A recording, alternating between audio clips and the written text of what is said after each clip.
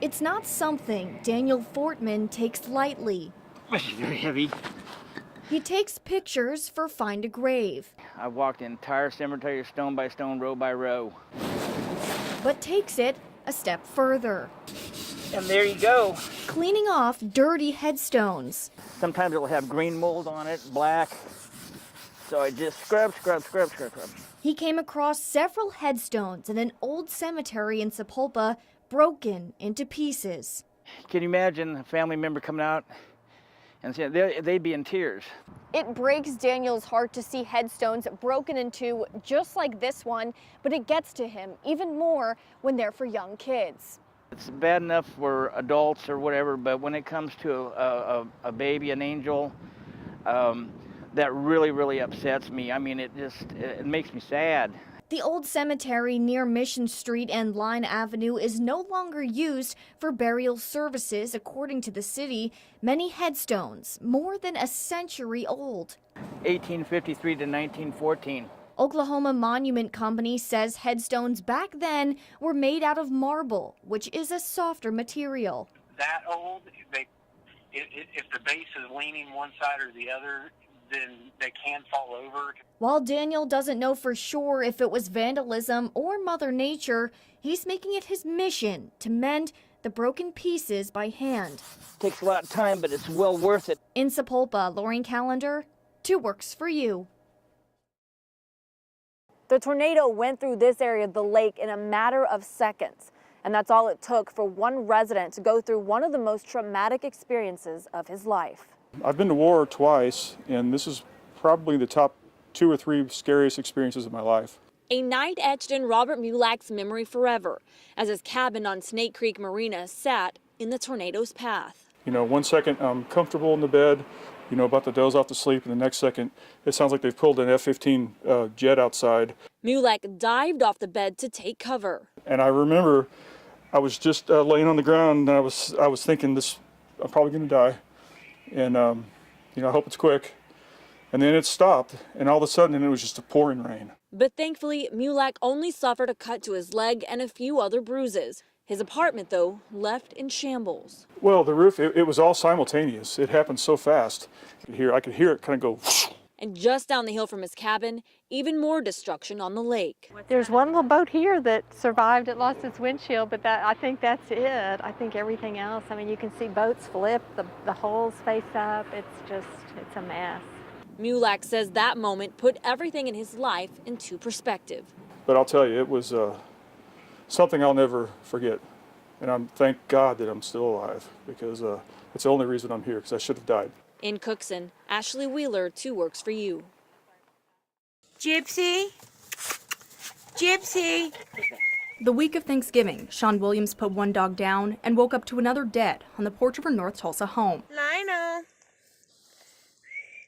2 others suffered from seizures and died over the next 2 days. It wasn't just a light poisoning. It was enough to where they all had seizures and they all died. Her vet at Skiatook Animal Clinic believes they were poisoned. Then a neighbor told Williams the cause was likely 2 men on horseback he saw only a few days earlier. He said that the one guy jumped. I said he got off his horse. He said no, he jumped off his horse and had something rolled up that looked like kind of a meatball or something, and he tossed it at the dogs, and the dogs went over there and gobbled it up. The dogs roamed the front yard without a fence, but Williams tells us they never did more than make noise. The dogs always barked at everyone, but they never attacked anyone. They barked at horses, but they never bit a horse. And a horse can pretty much take care of itself, trust me. I have horses.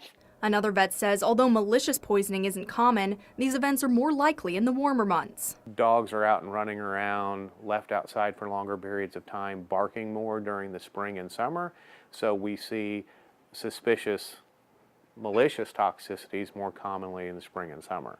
Vets tell us the most important thing to figure out is what type of toxin your animal consumed. They say the time it takes to determine this can make all the difference. The signs of poisoning are dependent on the toxin. This vet says fatalities are most commonly caused by insecticides, human medication, and sugar-free substitutes. You'll first notice pets vomit, suffer bleeding, or in severe cases go into seizure. Yeah, it's okay.